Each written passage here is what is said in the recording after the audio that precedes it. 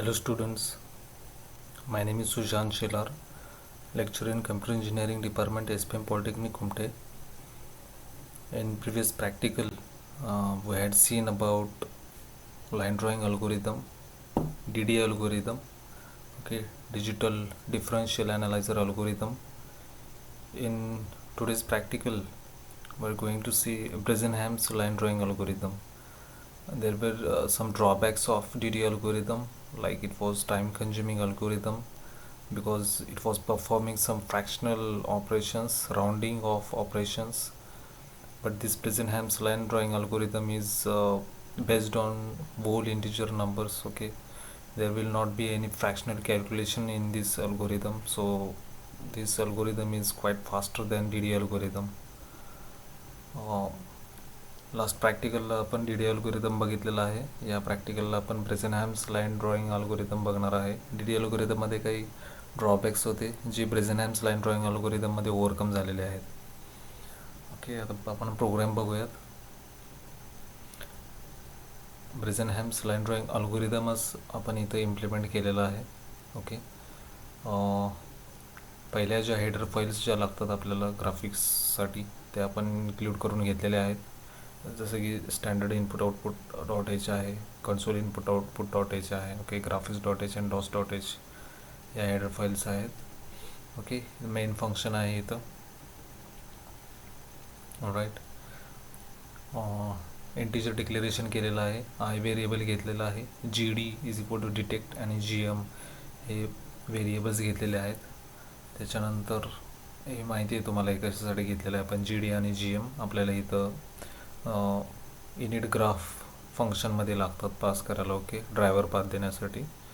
त्याच्यानंतर बाकीचे जे इंटिजर्स आहेत ते आपण इथं व्हेरिएबल्स डिक्लेअर केलेले आहेत जे आपल्याला आपल्या ब्रेझेनहॅम्स लाईन ड्रॉइंग अल्गोरिदममध्ये लागणार आहेत. जसं की एक्स आहे, वाय आहे, ओके, x0 आहे, y0 आहे, xn आहे, yn आहे, dx आहे म्हणजे डेल्टा एक्स आहे, dy म्हणजे डेल्टा वाय आहे आणि हा pk म्हणजे आपला डिसिजन पॅरामीटर आहे. ओके, त्याच्यानंतर आपण इथं आपला टेक्स्ट मोड टू ग्राफ मोड जे लागतं आपल्याला कन्वर्जन बाय डिफॉल्ट जो असतो तो सी जो आहे कन्सोल तो कोणत्या ह्याच्यात असतो, टेक्स्ट मोडमध्ये असतो. आपल्याला ग्राफिक्स मोड लागतो म्हणून आपण इथं ड्रायव्हर इम्पोर्ट केलेले आहेत. त्याच्यानंतर आपल्या प्रोग्रामसाठी अल्गोरिदमसाठी जो इनपुट लागणार आहे तो आपण रीड करून घेतलेला आहे. ओके, प्रिंट ॲपमध्ये मेसेज पास केलेला आहे आपण, enter the values of starting point XY coordinates. Okay, starting पॉईंटचे जे XY कोऑर्डिनेट्स आहेत ते आपण रीड करून घेतलेले आहेत आणि स्टोअर कुठे केलेले आहेत.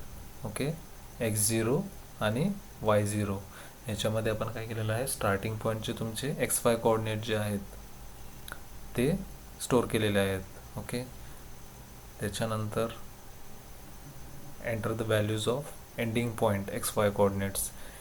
तुमच्या एंड पॉईंटचे जे कोऑर्डिनेट्स तुम्हाला गिवन केलेले आहेत, दिलेले जे आहेत त्याचे XY कोऑर्डिनेट कशा स्टोअर केलेत, एंडिंग पॉईंटचे xn आणि yn या व्हेरिएबल्समध्ये. ओके, तुम्हाला माहिती आहे ब्रेझेनहॅम्स लाईन ड्रॉइंग अल्गोरिदममध्ये स्टार्टिंग पॉईंट आणि एंडिंग पॉईंटचे XY कोऑर्डिनेट्स दिलेले असतात आणि with the help of that we have to evaluate the XY coordinates of middle points. Okay, of middle pixels. Okay, त्याच्यानंतर आपली स्टेप्स काय आहेत अल्गोरिदममध्ये बघा, डेल्टा एक्सची व्हॅल्यू आपण काढतो आणि डेल्टा वायची व्हॅल्यू काढतो. डेल्टा एक्स म्हणजेच डी एक्स घेतला इथं आणि डेल्टा वाय म्हणजेच डी वाय घेतलेला आहे. डेल्टा एक्स कसं काढतो आपण, xn मायनस x0.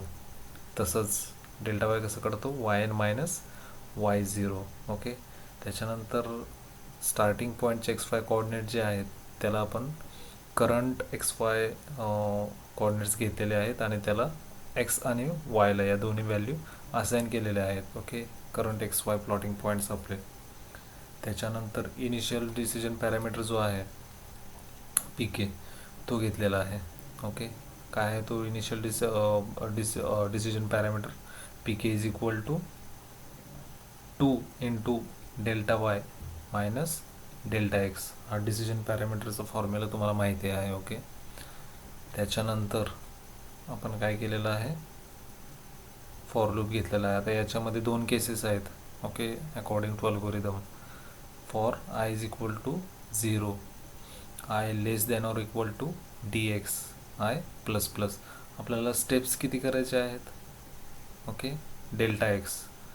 लास्टच्या स्टेपमध्ये मी अल्गोरिदममध्ये सांगितलेलं आहे की आपल्याला इटरेशन किती लागणार आहेत, डेल्टा एक्स एवढे इटरेशन लागणार आहेत. म्हणून इथं आयची व्हॅल्यू काय घेतली, फॉर लूपमध्ये आपण for I is less than or equal to delta X. Okay, त्याच्यानंतर आपल्याला आपल्या डिसिजन पॅरामीटरची कंडिशन्स चेक करायचे आहेत. जर डिसिजन पॅरामीटर जर greater than or equal to 0 असेल तर ही कोणती केस आहे, आपली सेकंड केस आहे अल्गोरिदममधली, दुसरी केस आहे. ओके, पी केची व्हॅल्यू जर greater than or equal to 0 जर असेल तर काय करायचं आपल्याला, put pixel X Y, red कलरचं पिक्सेल. ओके, त्याच्यानंतर आपल्याला सेकंड केसमध्ये काय करायचं आहे, एक्सची व्हॅल्यू एकने इन्क्रीमेंट करायची आहे.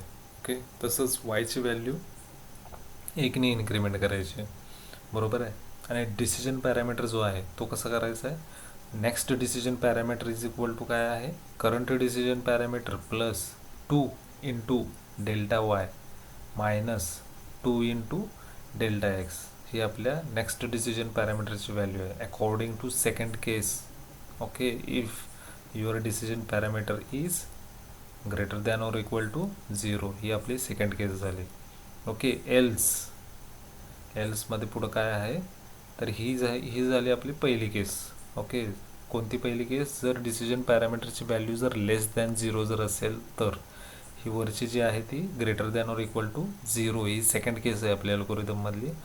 आणि ही जी आहे एल्समधली, ही कोणती केस आहे, आपली पहिली केस, ज्याच्यामध्ये डिसिजन पॅरामीटर लेस दॅन 0 असतो. ओके, तर त्याच्यामध्ये काय करायचं आपल्याला, put pixel X Y red कलरचं पिक्सेल. त्याच्यानंतर आपण त्याच्यामध्ये काय करतो, एक्स इन्क्रीमेंट करतो फक्त, वाय इन्क्रीमेंट फर्स्ट केसमध्ये करत नाही आपण. ओके, फक्त एक्स इन्क्रीमेंट करतो, म्हणून एक्स इन्क्रीमेंट लिहिलेलं आहे फक्त, x equal to x plus 1. Okay, next x coordinate is equal to current x coordinate plus 1.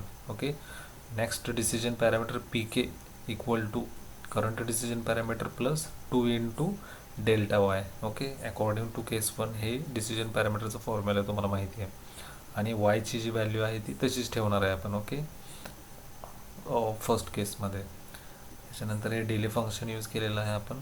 Okay, हे गेट सीएज आणि क्लोज ग्राफ केलेला आहे. तर असा हा आपला अल्गोरिदम आपण प्रोग्राम थ्रू इम्प्लिमेंट केलेला आहे. ओके, याच्यामध्ये डिसिजन पॅरामीटरची केस 2 ही जी आहे ती इफमध्ये आहे आणि एल्समध्ये कोणती आहे तुमची, केस 1 अल्गोरिदमची. ओके, तर आपण हा प्रोग्राम जो आहे तो रन करूयात आता.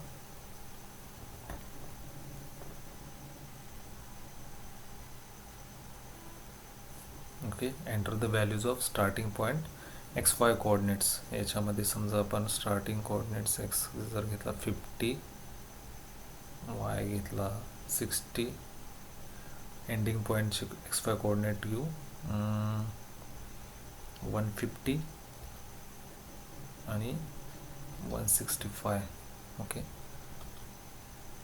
तर हे तुम्हाला असं आउटपुट दिसतं, रेड कलरची लाईन. ओके, मी 50 आणि 60 आणि 150 आणि 165 थोड्या मोठ्या व्हॅल्यूज घेतल्यात, कारण माझ्या माझी जी स्क्रीन आहे लॅपटॉपची ती मोठी आहे, त्याच्यामुळे मी थोडे जास्त कोऑर्डिनेट्स घेतलेले आहेत. एक्झाममध्ये प्रॉब्लेम्स सॉल्व करण्यासाठी एवढ्या मोठ्या व्हॅल्यूज येणार नाही आहेत तुम्हाला. ओके, पण आपल्याला इथं आउटपुट ड्रॉ करायचं आहे. आपण जर 5, 6 आणि अशा छोट्या जर व्हॅल्यू घेतल्या तर तुम्हाला इथं आउटपुट पण दिसणार नाही. ओके, म्हणून मोठ्या व्हॅल्यू घ्याव्या लागतात. ओके, इथं प्रोग्राम रन करताना. तर आपण अशा प्रकारे ब्रेझेनहॅम्स लाईन ड्रॉईंग अल्गोरिदम इथं बघितलेलं आहे. Okay, thank you.